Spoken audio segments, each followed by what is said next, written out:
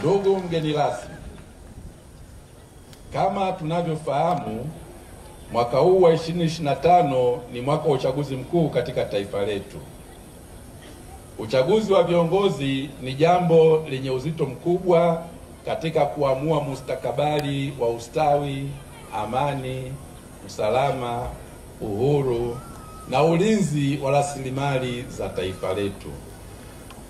Kutokana na uzito wa zoezi hili la uchaguzi, sisi maaskofu tunapenda kutoa wito kwa waumini na watu wenye mapenzi mema kama ifuatavyo. Kwanza, tunaomba waamini na watu wote wenye mapenzi mema tufanye sala na maombi maalum kwa ajili ya kuliombea taifa letu amani, umoja na mshikamano wa kindugu. Tunahitaji sana tunu hizo katika taifa letu ili tuweze kuendelea kuishi kama familia moja.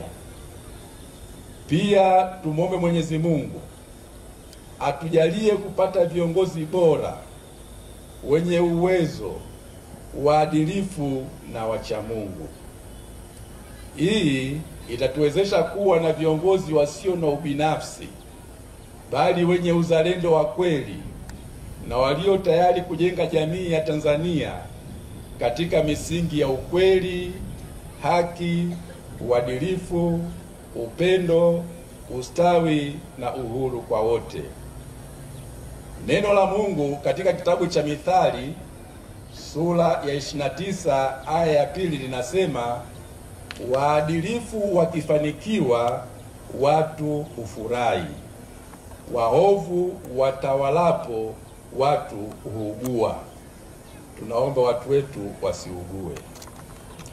Ndugu mgeni rasmi, viongozi wa serikali katika nyakati tofauti tofauti wamesikika wakiwahakikishia wananchi kuwa uchaguzi wa mwaka huu utafanyika kwa misingi ya haki, usawa na uhuru. Tunaomba kauli hizi nzuri na za kutia moyo za viongozi wetu zionekane kwenye matendo katika hatua zote za uchaguzi, kwani baadhi ya matukio tuliyoyashuhudia katika jamii yetu hayaonyeshi kuwa watendaji au wasimamizi wa sheria wanatekeleza kile kinachoahidiwa na viongozi wetu. Kinachoahidiwa hakiendani na kile kinachotendeka. Ndugu mgeni rasmi, kwa muda mrefu kumekuwa na sauti zinazotaka katiba na sheria zinazosimamia uchaguzi katika nchi yetu zifanyiwe marekebisho au maboresho ili ziendane na hali halisi ya demokrasia ya vyama vingi katika nchi yetu. Inavyoonekana ni kuwa wanaonufaika na mapungufu yaliyomo katika sheria za sasa hawana haraka ya kufanya maboresho hayo, na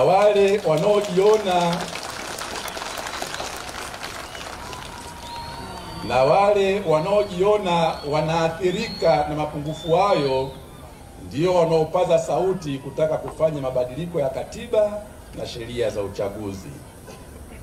Wito wetu sisi maaskofu kwa mamlaka zinahusika ni kuwa sauti na vilio vya watu wanaotaka kufanyika kwa maboresho hayo ya katiba na sheria visikilizwe na visipuuzwe. Tunaomba marekebisho na maboresho stahiki kwenye mifumo ya uchaguzi yafanyike ili kuruhusu uchaguzi wa kweli ulio huru na wa haki katika nchi yetu. Vinginevyo, chaguzi zetu zitaendelea kugubikwa na dosari nyingi kama ilivyoshuhudiwa kwenye chaguzi za miaka ya hivi karibuni. Mwisho, tunamrudia tena Mwenyezi Mungu tukimwomba alibariki Jimbo Katoliki la Iringa, awabariki viongozi wetu wa kitaifa, aibariki nchi yetu na raia wake wote. Asanteni sana kwa kunisikiliza. Tumsifu Yesu Kristo.